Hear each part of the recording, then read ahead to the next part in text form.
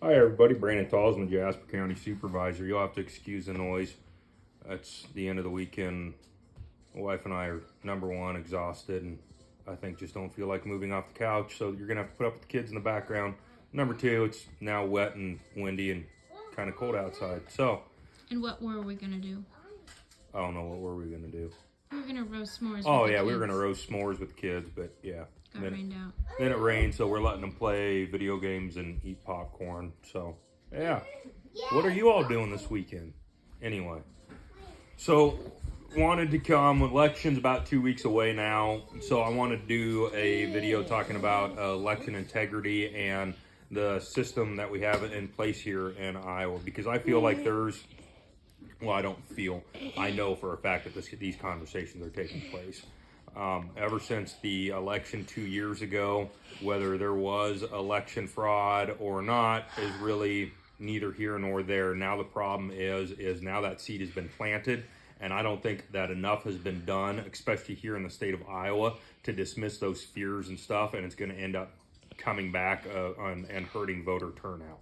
And so I wanted to speak on election integrity here in Jasper County and here in the state of Iowa real quick as we lead up to Election Day. And first of all, there's just a lot of, I wouldn't necessarily say untrue, half-truths, misrepresentations going on. So first of all, every state that had a problem 2 years ago was state-run elections. We don't have state-run elections here in Iowa. We actually have local-run elections, which mean they are ran at the county level. Each county auditor, each county board of supervisors are in charge of administering elections. Second of all, we do not use Dominion machines. We actually use ES&S as the machines that we use.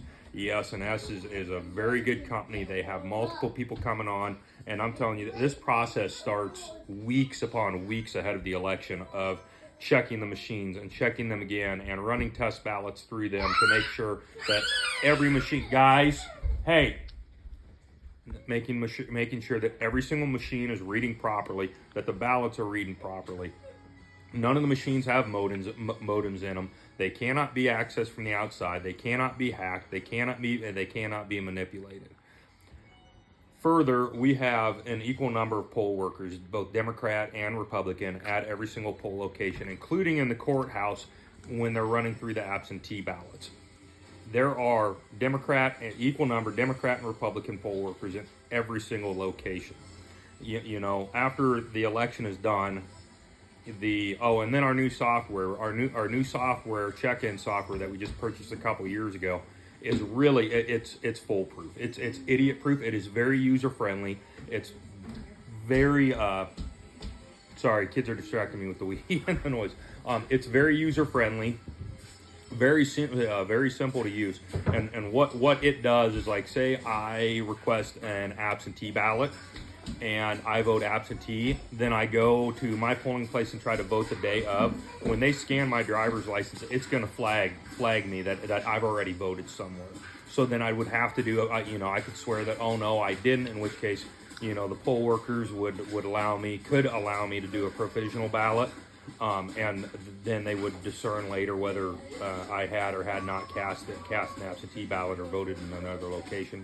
But I mean, it really is. It pretty much eliminates any potential of somebody being able to vote twice. It eliminates it.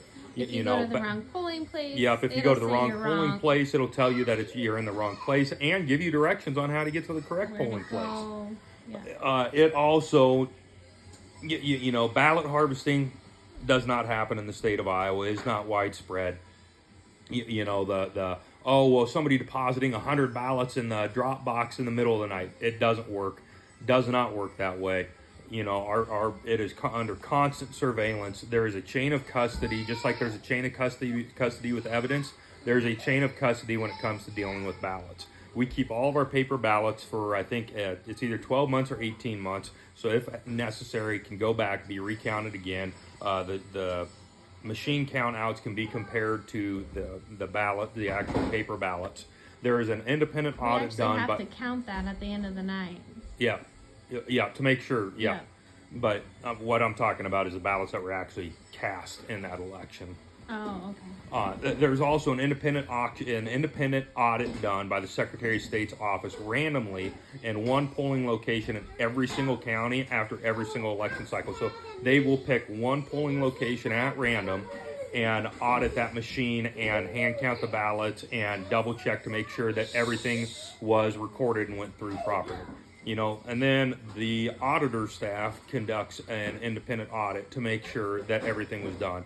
And then they kind of do an overview to make sure that all of the machine numbers and their printer and what got printed out by the machine line up and are accurate with each other. Then after that, the Board of Supervisors does what's called the canvass, which is what makes the vote actually official. Is after the canvass, the vote is unofficial, and we then read through all of the tapes printed off by all the machines at all the polling locations with the auditor's office and compare the two numbers to make sure that they are correct. And all this stuff is reported to the Secretary of State. Guys, I'm telling you, if you've never seen it work behind the scenes, I'm telling you, we have an almost bulletproof system here in the state of Iowa. It would be incredibly, incredibly hard. And I've seen it working through 2 election cycles now behind the scenes.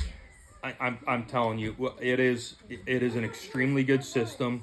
I'm not saying it's 100% error proof because, human error can always happen. There's always those few situations that slip through the cracks. But I'm telling you, election integrity is there.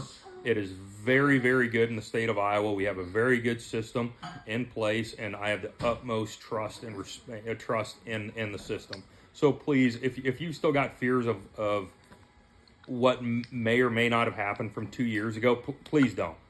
Not here in Iowa.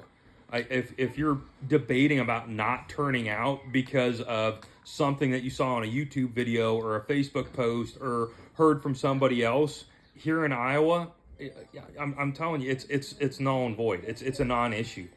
I've seen the system working behind the scenes, and if somebody wanted to get away with voter fraud in the state of Iowa, the amount of people that would have to be involved to get away with voter fraud in the state of Iowa is unreal. I mean, you're talking everything from the individual poll workers at the polling location to the auditor staff to the Board of Supervisors to the Secretary of State's website to the civilian companies that we use to run our software, our election hardware and software. I mean, just for one precinct, you would have to have dozens of people involved to be able to get away with it. So if you've got reservations, please don't. Our election integrity is absolutely outstanding in the state of Iowa. And just please get out on November 8th and cast your vote.